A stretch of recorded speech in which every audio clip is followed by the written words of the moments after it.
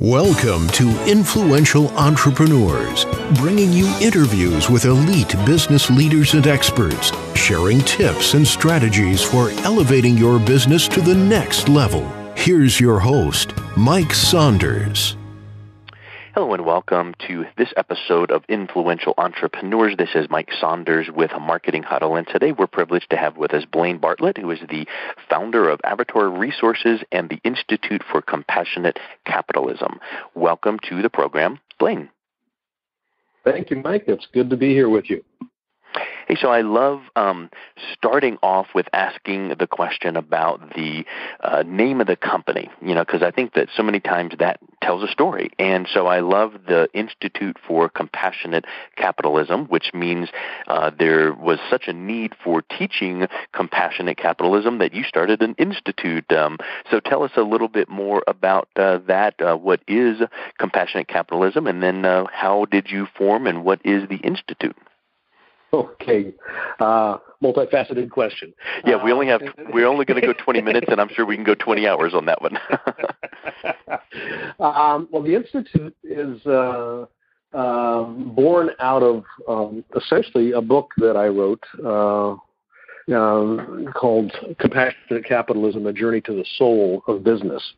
And I've been consulting for almost 45 years. I've run companies. I've worked in Asia. I've literally worked all over the world. And one of the things that struck me very early on was that most businesses, most organizations that I consulted with and worked with, in some way or other, was toxic to the human spirit.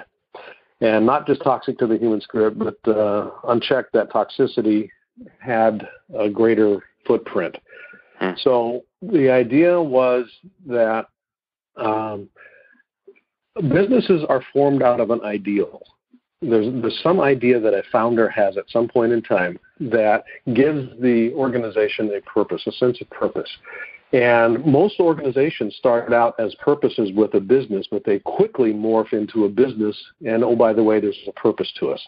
And it's that loss of connection to the spirit that actually created the organization that compassionate capitalism actually refers to. And the intent is in the book, Journey to the Soul of Business, it's a way to begin to consider how do we get back to that founding source of our organizations. Capitalism has been the greatest boon to mankind that history has ever known in terms of wealth creation, in terms of education uplift, in terms of just about any metric that we would care to look at. Business has been the driver of it, and specifically the capitalistic economic model. The downside is it's gotten out of control. There's literally nothing on this planet today that is not touched by business activity.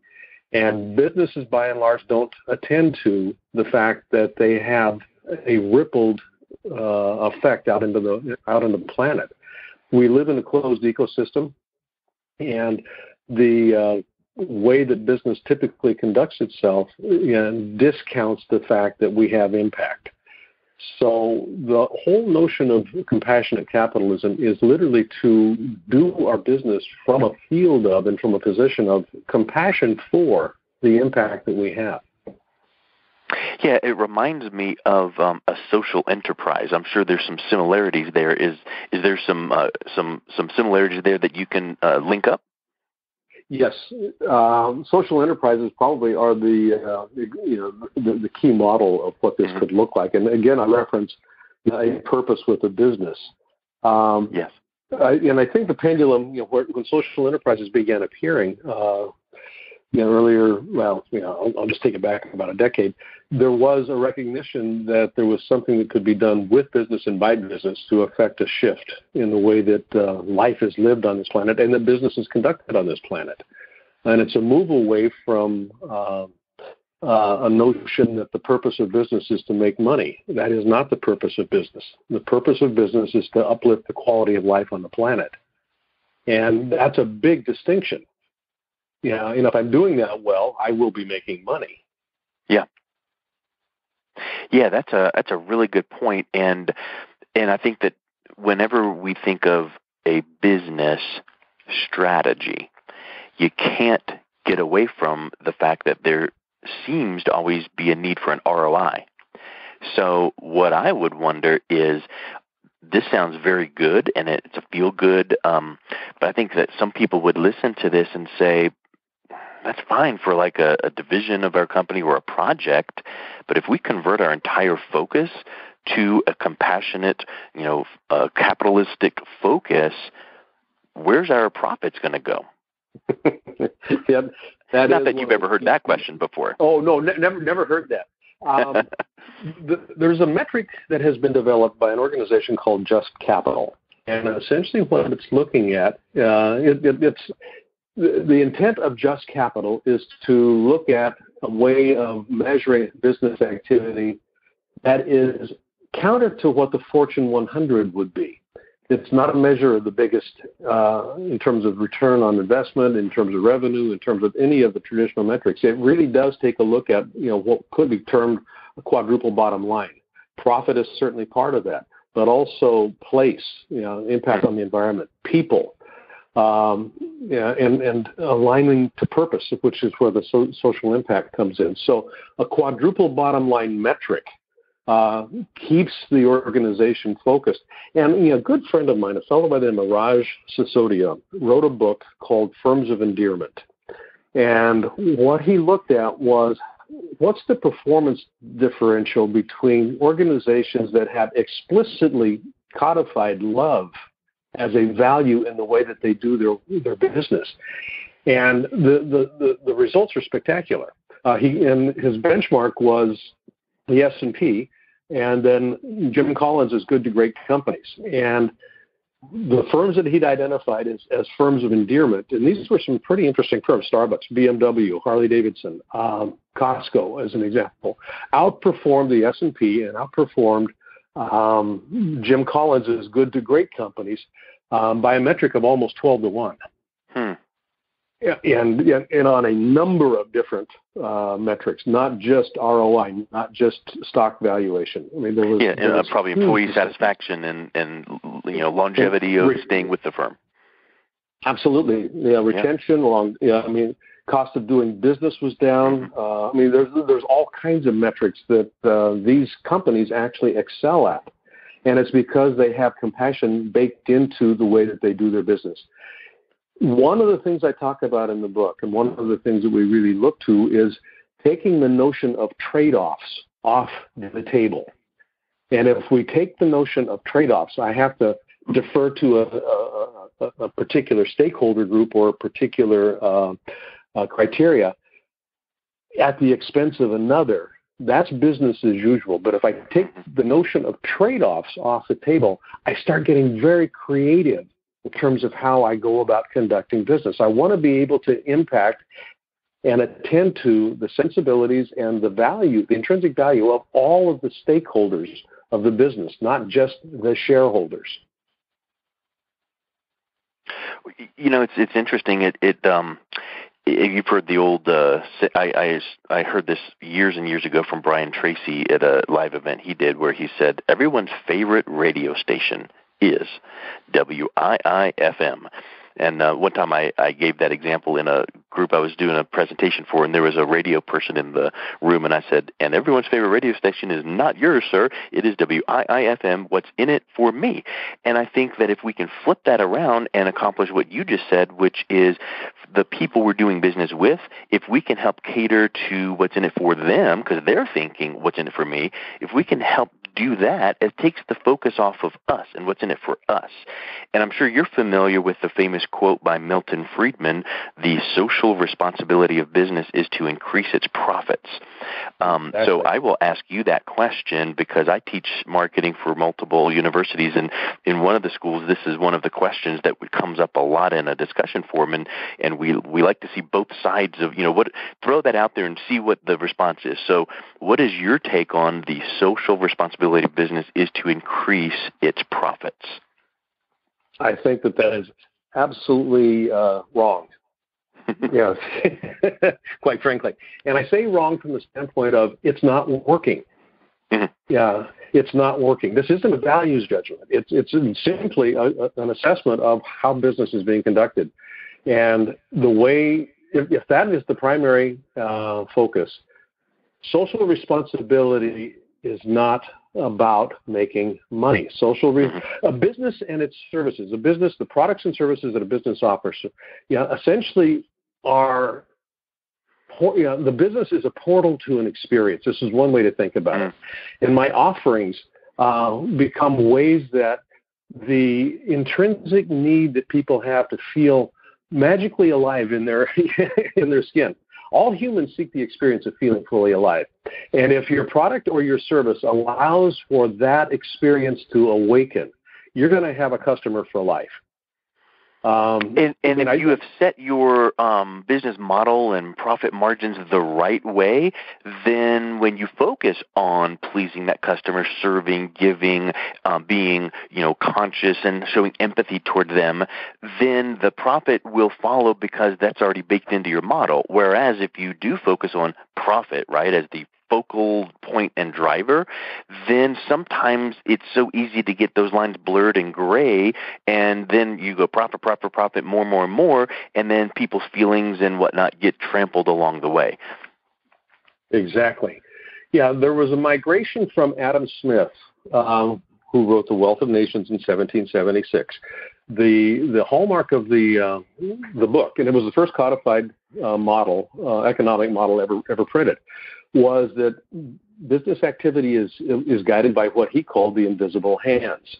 And the invisible hands were predicated on mutual self-interest, enlightened self-interest, actually. I scratch my back, you scratch mine, we both win. It's a mutually beneficial process. It's not a zero-sum undertaking. He wrote that book, and the invisible hands, the notion of the invisible hands was informed by a book that he wrote about 16 years earlier, which had to do with the nature of morality and the nature of spiritual connection.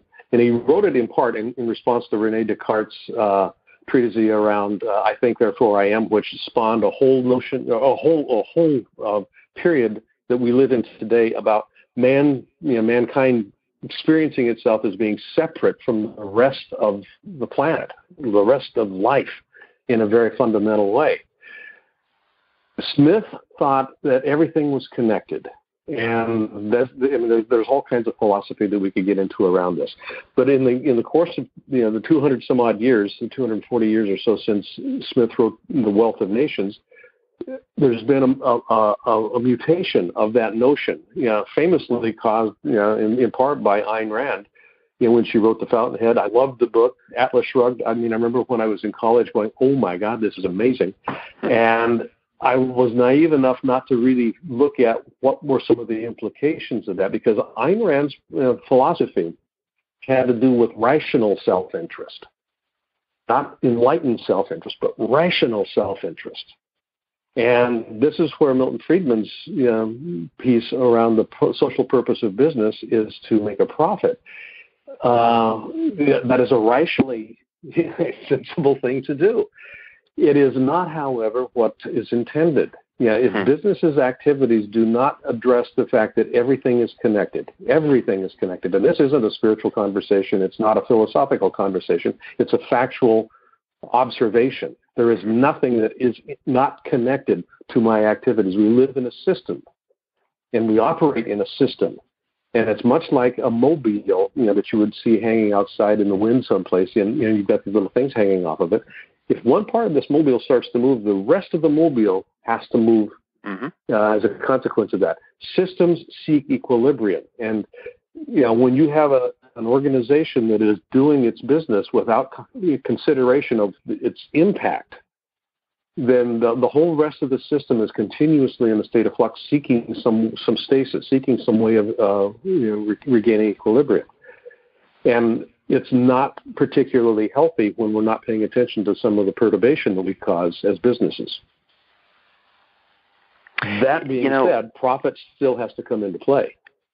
It does, and I think that, like you said at the very beginning, talking about a mission and a vision, where the business starts off that way, and then it, hey, we're a cause with a business, and now we're a business with a cause, and somewhere in that blurring of the lines then is a shift in mindset, I would suspect. So I would think that the leader of a compassionate business would look, act, feel, and do things differently than another type of business. So can you speak to a little bit of the differences what would you notice about the leader of a compassionate business?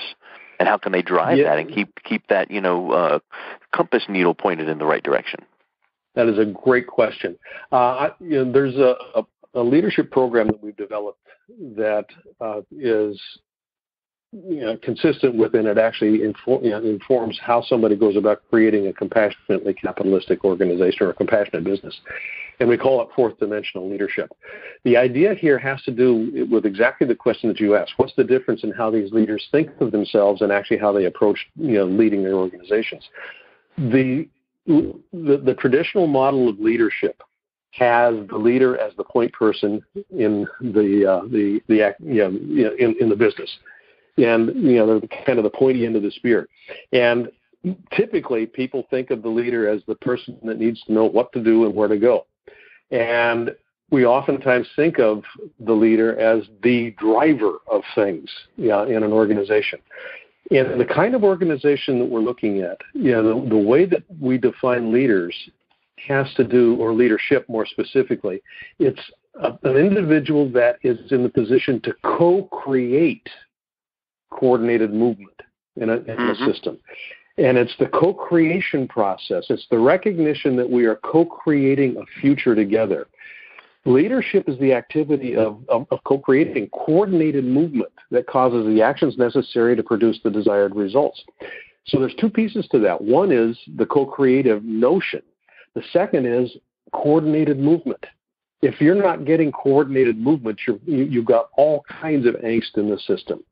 And when you have a dictatorial leader, an autocratic leader, that, my way or the highway, people will move, but it's not going to be particularly coordinated because it's contractive, because there's fear in the system. Mm-hmm. Coordinated movement.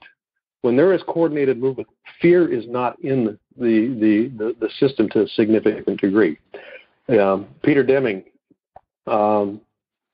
famously said, one of his, he had a whole list of things that he, for the Deming Prize, drive fear out of the organization. If you can do that as a leader, you're going to be doing yourself and your organization a big, big service. It kind of reminds me of push and pull marketing. So I come from the marketing world, and that statement you just made about the leader's approach. In marketing, you can push people and say, buy, coupon, deadline, and countdown timer, and get this thing now. Or you can create a pull where you've educated them so well and you've created such an urgency and a desire for this product or service that they're pulled toward it. You think about Apple. Do they ever run sales? Rarely. People are standing out in line for the next iteration, and they got the previous one 2 seconds ago. So it's the leader who can articulate that vision so well that people feel compelled and pulled toward following them so that they can walk in lockstep together. Whereas if you feel dictatorial, now all of a sudden they're either pushing against you and moving on or moving at a snail's pace. Exactly. And I use Apple as an example all the time, and specifically the iPhone. The iPhone is a product. There's no question about that. But more importantly, it's a portal to an experience. Yeah. That's been the key to Apple. And you know what else it is? It's a portal to a culture and a tribe and a sense of belonging, right? You're either a Mac or a PC. I remember those commercials back in the day with the two actors. I'm a Mac, I'm a PC, and they were really delineating that. And it really is. Apple's done a great job with creating that culture, that following, that ethos and tribe, whatever you want to call it. Because I know for me, I'm a PC, and all of our devices in the house are PC. Whereas some families, we're a Mac. Great. It's just what you relate to. It is, and that's the word relate is important here. All an organization ever is a collection of individuals that are in relationship. That's all an organization is, and the most obvious is the interpersonal relationships that people have with each other. But they're also in relationship with vision, with mission, with purpose, with values. They're in relationship with their chair, with their desk, their parking spaces. And if the leaders of these organizations are not paying attention to the quality of all of these relationships, all bets are off. To the degree that the relationships are working well, the organization is going to be successful. And that's a compassionate orientation. I'm attending to relationship quality and efficacy. Big deal. It's a big deal. Yeah, and it's a mindset shift, and I would suspect that you would agree that it does not happen overnight, and it's a process, and it's just it's kind of like a speedboat can turn on a dime, but a luxury liner, a cruise liner, that's going to take a while to make that 90-degree turn. So it's just that process, and 1% improvement here and 1% there. So I would think that you have some really helpful resources that you can direct people to. What's the best place that they can learn more about yourself and your Institute for Compassionate Capitalism? Well, my company's website, Avatar Resources, is avatarresources.com. I've got a personal website, BlaineBartlett.com. And then the Compassionate Capitalism website is compassionate-capitalism.org. Excellent. Well, Blaine, thank you so much for taking time to speak with us today. I loved how deep we went. It's really a compelling topic, and I hope people can grab hold of this movement and continue moving it forward. Thank you very much. I've enjoyed the conversation. I love talking about this stuff.